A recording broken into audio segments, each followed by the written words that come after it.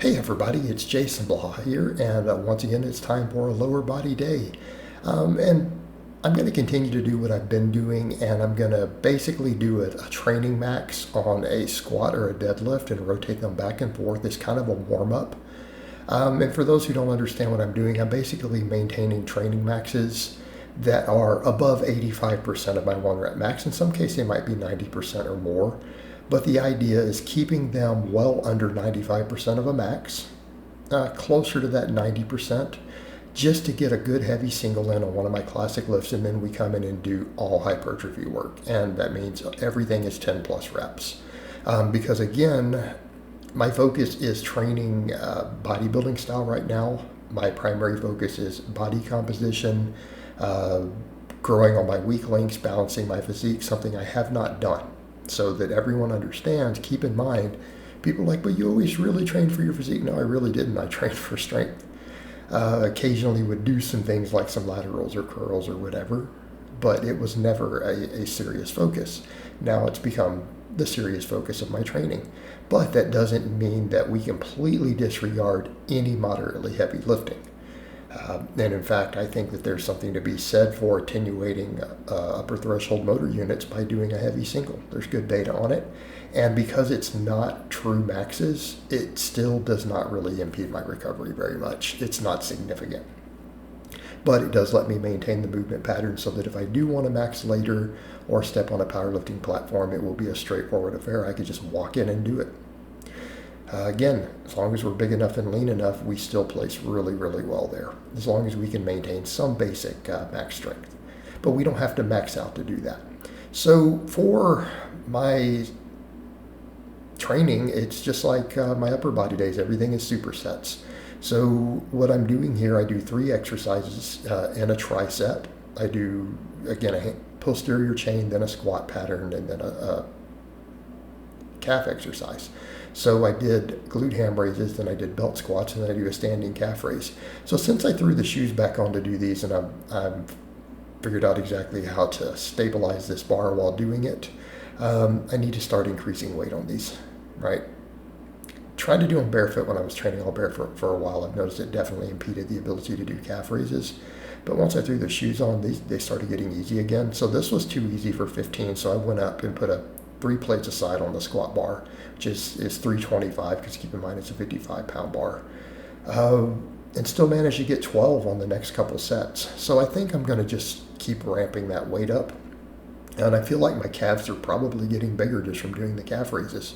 And I've realized I don't really have the setup to do seated ones. That was getting ridiculous, trying to put 315 on my lap and do 30, 40 reps with it. It's simply not workable with the setup I have, at least for calves as big and strong as mine. So, fortunately though, I don't think I have to do that. I don't have to finish everything off with a soleus. As long as I keep training, these things, the gastrocnemius will grow, and the soleus may get some activation on some of these other leg exercises.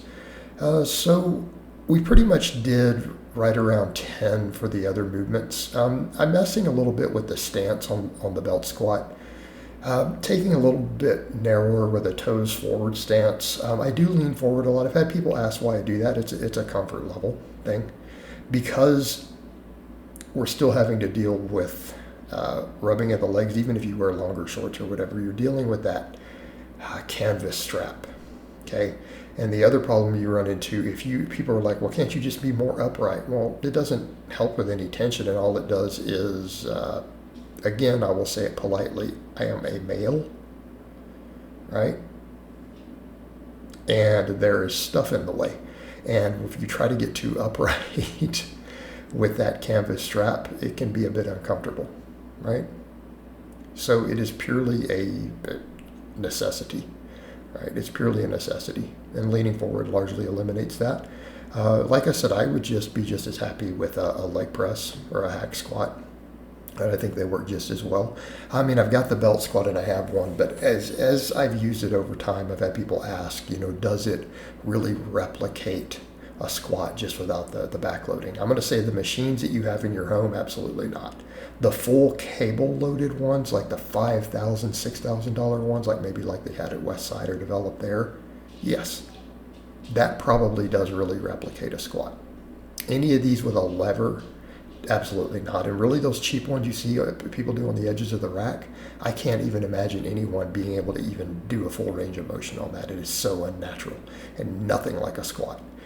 With a long enough arm, kind of like the one I have, it's similar, but it will still never perfectly replicate a squat because you are still kind of locked into a pattern that isn't entirely straight up and down, right? And so therefore, because there's a curve to it, it never feels like a perfectly normal pattern. It really doesn't. So any way you do it, it feels like it pulls you forward at the top because you're in a curved arm. So realistically, I don't think it's any better than a leg press. I would actually, given a choice, but again, size of the equipment, budget constraints, I think the really heavy duty 45 degree leg press is probably better than these sort of belt squats, right? Just my opinion.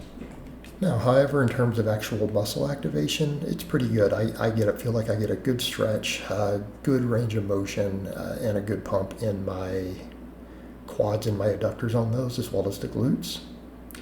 But then all my posterior chain stuff also hits the glutes really well. Like realistically, I would say any form of squat in the reverse hyper are probably the best glute exercises I've personally done. And I've always felt the glutes probably more on a reverse hyper than I have most other posterior chain exercises. But any type of deep squatting still gives you the same effect. All right, but the calves felt really good doing sets of 12 with that. So then we get over to the last two movements, and this comprises almost half of my footage. So as I figured out, I can actually use the reverse hyper to do leg extensions with. The only downside is, again, there is a little bit of swing to it. There is no way around that. And again, it's the nature of the machine. So anyone who's ever used a real reverse hyper, when they say silly things like when people do stuff on it, well, can you reduce the momentum? It's on roller bearings with Zerk fittings. I mean, I guess you could not grease it and let it get rusty and ruin, and then it would be easier to control the swing. But you're going to ruin your device doing that. So it's just to point out, anyone who says those things has clearly never used a reasonably expensive, well put together reverse hyper, or they would already understand you can't get rid of the momentum completely. It just doesn't work. It's literally in the design of the machine. It's intended to have it.